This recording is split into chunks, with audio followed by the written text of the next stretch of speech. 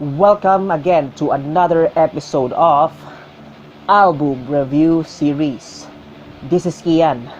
On this episode, we will review WOLFGANG Serve In Silence. This is requested by my friend Teddy Chodosho. If you're excited to watch this video, then don't forget to subscribe to my channel and follow my social media accounts.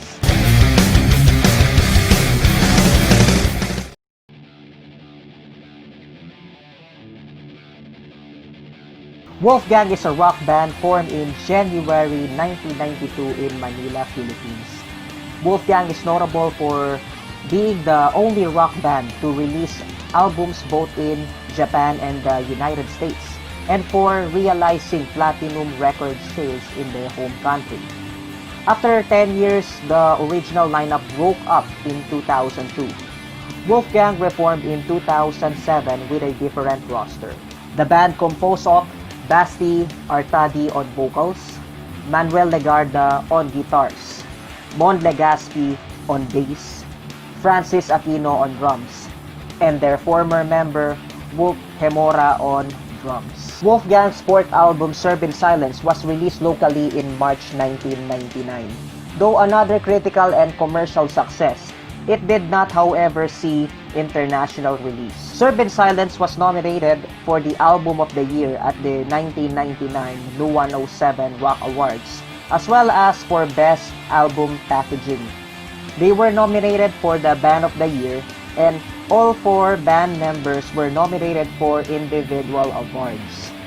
Basti for Vocalist of the Year, Manuel for the Guitarist of the Year, Mon for Bassist of the Year, and Wolf for Drummer of the Year. In addition, WOLFGANG was nominated for Producer of the Year. Serve In Silence tied for first place for Album of the Year, and Basti won again for the Vocalist of the Year. His third overall win in this category. WOLFGANG was also won the Listener's Choice Award.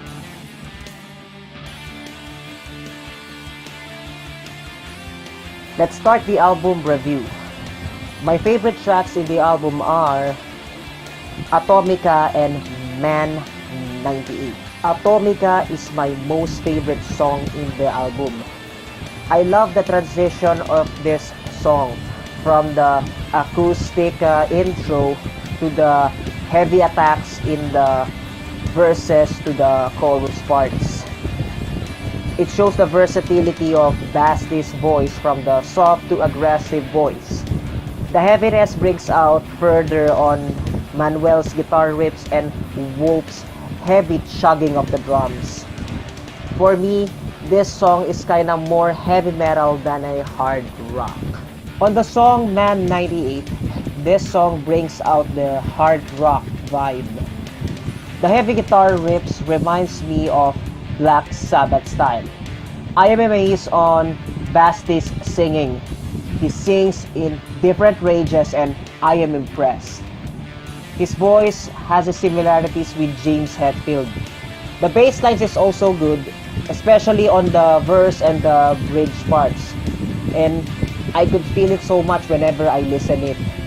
The drums amplifies the heaviness and makes the song really great. My honorable mentions in the album, those are Katina Mosh, Tulisan, Rats, Atonic Response, and Serve In Silence. On the songs Katina Mosh, Tulisan, and Rats, I really love these songs.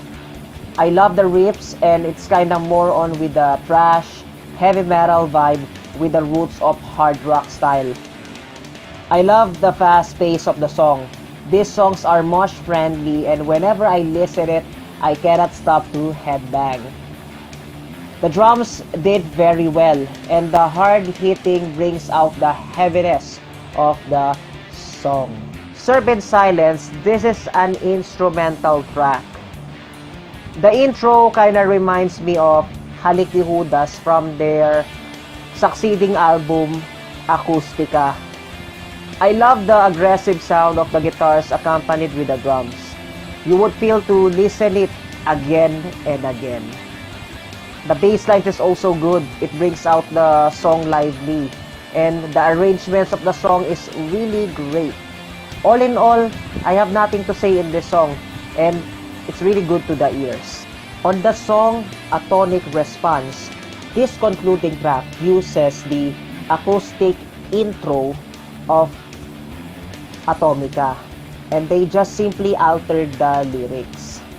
And I could say that Basti's voice gives relaxation when you listen this after the heavy sounds from their previous tracks.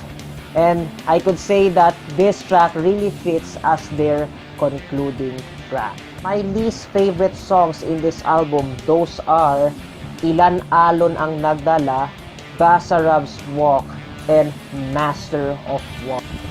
On the songs Masters of War, I really like most here is the guitars and the bass. It's more trashy and mixed with Basti's voice, it's kinda reminds me of Metallica. But the lowlights in this song is the inconsistency. It's aggressive on the intro parts, but on the middle parts of the song, it's kinda repetitive and it turns into light. Nawawala na yung pagiging aggressive niya at saka nagiging boring siya pag pinakinggan mo na dun sa kalagitnaan.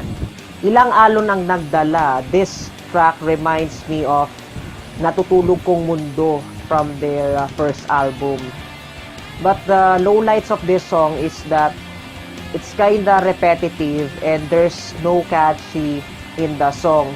Unlike dun sa Natutulog Kong Mundo, may mga catchy riff siya na talagang mapapa-headbang ka. Dito parang boring na yung dating niya lalo dun sa mga middle parts.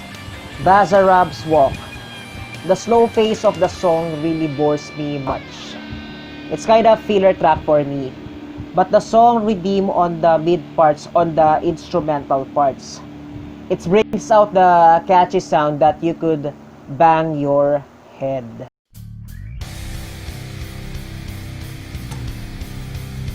It's time for the verdict. What could I say for WOLFGANG Serve In Silence? I could rate this album as 3.75 out of 5. WOLFGANG did a good job in producing this album.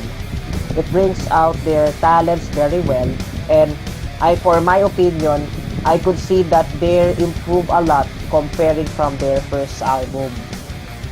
Basti reminds me of James Hetfield when he sings. His voice really fits on the songs and I praise his different singing range. It's amazing. Manuel did a good job on guitar playing. I consider him as one of the important part of WOLFGANG. His signature guitar plays brings out the uniqueness of the band. The riffs is too catchy that you could listen it over and over again. Mon's bass brings out the life of the song. He amplified the heaviness in each track and I do appreciate his bass solos. Lastly, Wolf gives justice to the heaviness of the song. His drumming is one of a kind and I cannot stop banging my head when he hits the drums. All in all, this album is really great. The album is recommended for all hard rock and heavy metal fans there. And this track is also recommended when you having like a drinking sessions.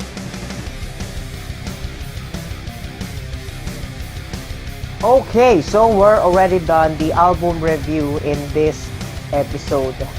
And let me know your thoughts for WOLFGANG Serve In Silence. Just comment it down below.